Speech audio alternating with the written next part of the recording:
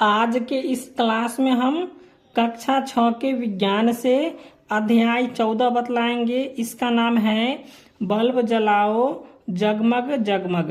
तो इसके सभी प्रश्न और उत्तर को हम बतलाएंगे।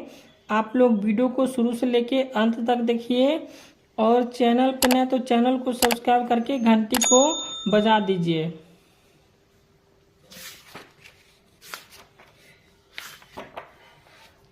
प्रश्न संख्या 1 है कॉप में कि निम्न वस्तुओं में बिजली का चालक है। तो इसमें से यहाँ पे दिया लकड़ी, कागज, प्लास्टिक, लोहा। तो इसमें कौन सी वस्तु में जो बिजली का चालक होगा तो हो जाएगा लोहा। लोहा जो है बिजली का चालक है। उसके बाद ख में है बल्ब के आविष्कारक थे। तो बल्ब के आविष्कारक कौन थे? एडिसन, जो कि बल्ब के आविष्कार किए थे। उसके बाद ग में है बल्ब की कुंडली किस धातु की बनी होती है। तो बल्ब की कुंडली जो है सो टंगस्टन धातु की बनी होती है। उसके बाद घ में है हवा है। तो हवा है बिजली का कुचालक। ठीक है, हवा कौन है? बिजली का कुचालक है। इसके बाद दूसरा प्रश्न है निम्न रिक्त स्थानों की पूर्ति कीजिए। तो दू का क में है जब विद्युत धारा सेल के एक सिरे से तार व बल्ब से होते हुए सेल के दूसरे सिरे तक प्रवाहित होती है तो इस चक्कर को परिपथ कहते हैं। उसके बाद ख में है किसी वस्तु को विद्युत परिपथ में जोड़ने पर बल्ब जल उठता है तो इस वस्तु को विद्युत का चालक कहते हैं। उसके बाद ग में है ऐसे चीजें जिनको सर्किट में जोड़ने से बल्ब नहीं जलता है इन्हें कुचालक कहा जाता है। और इसके बाद 3 से लेके 6 तक जो है सो आपका लघु उत्तरीय प्रश्न है। ठीक है, चलिए इसको हम बतलाते हैं कॉपी पे। प्रश्न संख्या 3 है राहुल ने एक नया सेल खरीदा। उसकी घुंडी पर एक प्लास्टिक की सील बनी थी। ठीक है, और प्लास्टिक की सील हटाए बिना राहुल ने सेल को टर्च में डाला। तो बताइए राहुल की जो टर्च क्यों नहीं जली?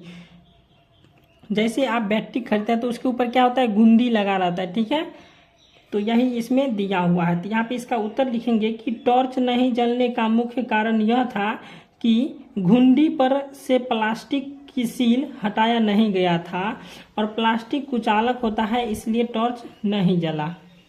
ठीक है, ये समझ गए होंगे।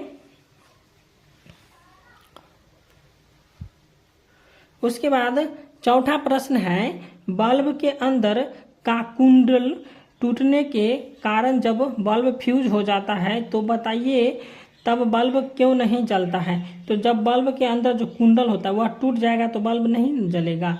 तो यही इसका उत्तर हो जाएगा कि बल्ब के अंदर का कुंडली टूटने पर बल्ब नहीं जलता है क्योंकि कुंडल के तार पर एक सिरा अंदर ही अंदर घुंडी से जुड़ा होता है एवं कुंडल टूटने के कारण विद्युत परिपथ टूट जाता है जिसके कारण धारा प्रवाहित होना बंद हो जाता है और बल्ब नहीं जलता है।